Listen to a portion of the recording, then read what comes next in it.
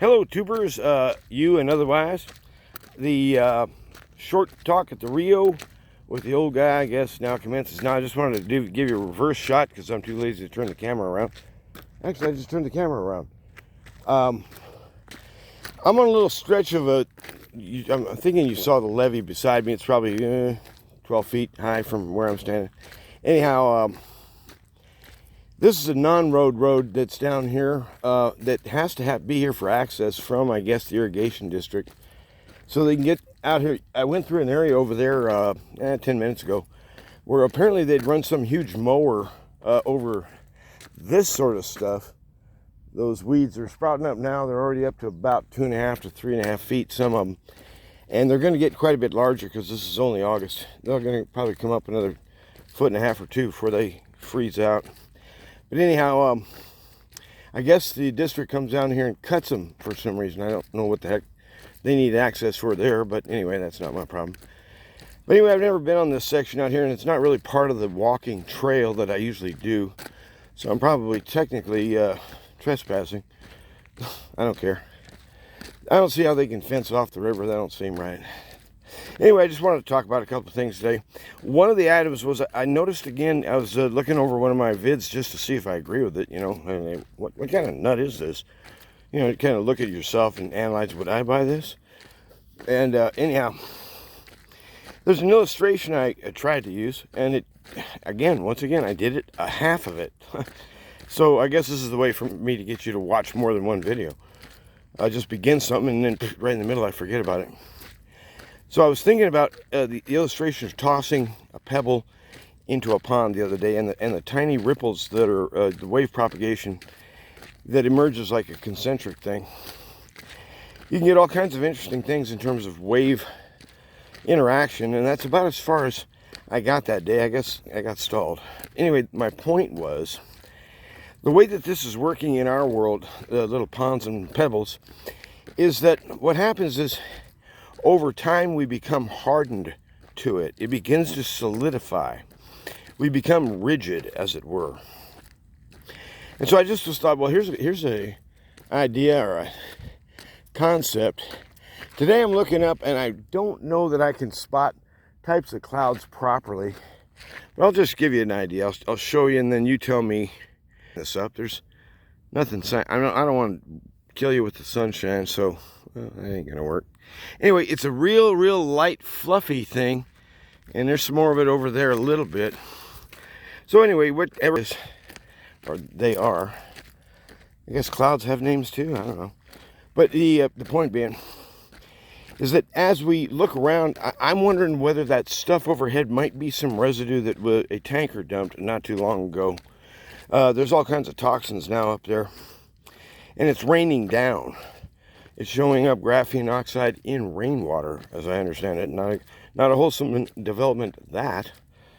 But anyhow, think of the ripples. That's all I was trying to get at. And what happens over time is we become hardened. And so you can think of the surface of the water becoming more gelatinous, more thick. Pretty soon when you toss a pebble out there, there's only one little dimple that drops in and a real small wave front that propagates out very soon because it's trying to propagate through jello now, you know, on the top. Well, eventually what happens is the jello hardens and then it becomes what is known as a fact. So what happens is, as an example right now, if what I'm seeing, and I can't prove it right now, is the residue of chemicals dumped in aerosol fashion up high, then what happens is over time it becomes gooey. Then later on it becomes rigid. Then it becomes the normal. Then to oppose it becomes outrageous. So we have this kind of procession in our minds or our spirits or souls. In other words, it's more of a spiritual thing than it is a purely mental construct. But what I was trying to get at is that as the alarm bells continue to go off, we've got yet another emergency over here. Oh, look, there's another corruption scandal over there. Oh, look, there's another movie star caught up in sex scandals, or whatever. Day by day, it's a bombardment. You've got data overload. But what's happening is, as these dribs and drabs of, most of it's lies and exaggeration, some is just bits and pieces of the truth mixed in to draw you in. But you have a hardening occurring in the population. And what I mean by that is, as you keep dropping those pebbles out there, and whoever's plopping them, at one point, when they throw that pebble out there and it goes click, click, it hit ice. It hit a solid object. That tells them they can move on. The chemtrails will no longer ever be challenged anymore. It's become the new normal. It's no longer propagating a wavefront. So the thing I'm thinking about is how small these ripples are. And yes, they do interact, and so I was kind of right the first day. In other words, situation A with crisis B plus catastrophe C. Have you seen the videos of what's going on in Beijing? Unimaginable flooding going on. It's like you just wrecked the capital. But I really don't know how widespread the damage is. But it looks horrible on videos. But anyway, it's that right there. Today's crisis, today's alarm bell, today's, flash override. And what's happening is it becomes gooier and gooier, and finally it solidifies. So I was hearing about this Maui thing out there, and I don't know, there's all this speculation about energy beams and lasers and stuff, and I don't see that would be impossible. Surely that's within the capacity of the Pentagon if they need it. Why wouldn't they have that? At the very minimum, it would be an anti-missile system. But never mind. The point being, you have all this speculation rising up. I mean, immediately, with the tin hats and the conspiracy theory talk. But I've gotten to the point now where I don't even really care whether it's considered a conspiracy theory or not, because my main metric is if the media scoffs at it and ridicules it and refuses to cover it, probably something to it. Probably should look into it. And so they act as a kind of a counter. It's like if you were doing witching out water. Supposedly the stick will bend, and I've seen it happen, so I don't know what's going on. But anyway, if you're trying to witch it out, you get strange results. So it looks like somebody somewhere is meddling. Why were no sirens, 0 sirens set off? Somebody made a decision. I wonder who prompted him or her to do that, and why.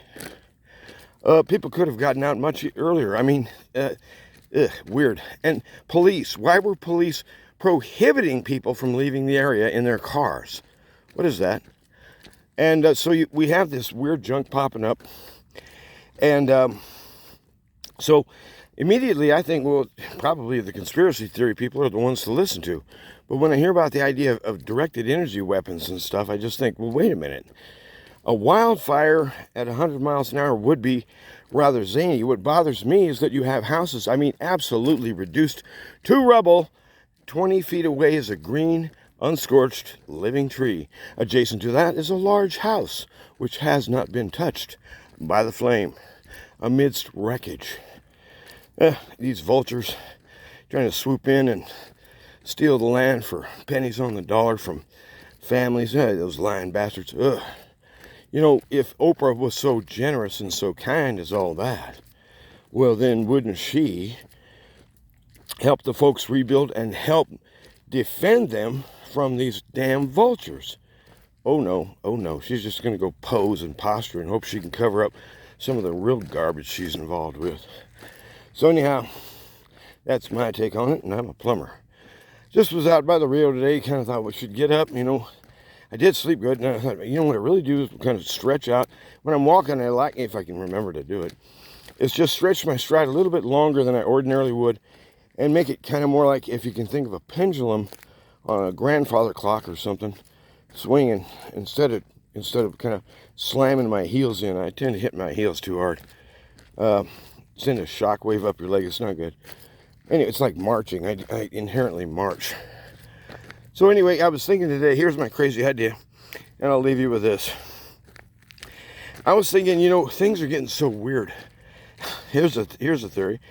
What if in a coming one world, all state world union, you have a one unifying, not regional, not continental, not even hemispheric orders, and all those can also exist under it.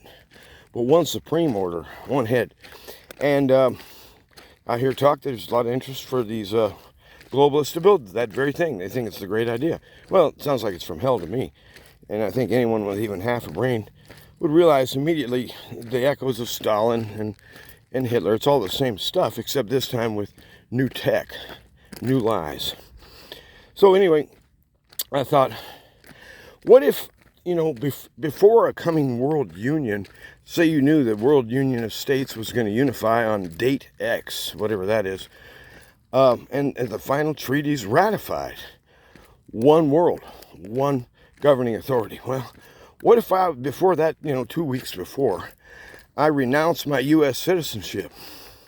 I become stateless because I did not affiliate with any other nation. I simply am not a member of any nation on earth. So that when all the member nations do join, I don't fit in because I'm not a member of any of that group. Now, this, of course, makes me a pure victim. I mean, a pure ping pong ball, because that means that the so-called authorities can do anything they want with people, and we already know what they do with people they have on hand.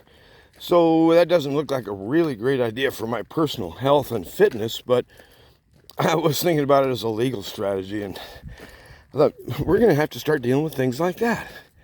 Pretty sure I'd never thought of that before. So anyway, that's kind of what I wanted to pass on. And I don't know how far I'm going to go today, maybe a mile down here. I'm wearing my little cheapy lowball terry cloth rag head protector. It's not really that blazing hot, but it feels like she's going to be a smoker later. So you guys have a good day. Go out and get yourself some exercise. I'd recommend the biscuits and gravy. Have mad sausage and green chili. And if you don't have green chili, shame on you. Get civilized. Bye-bye.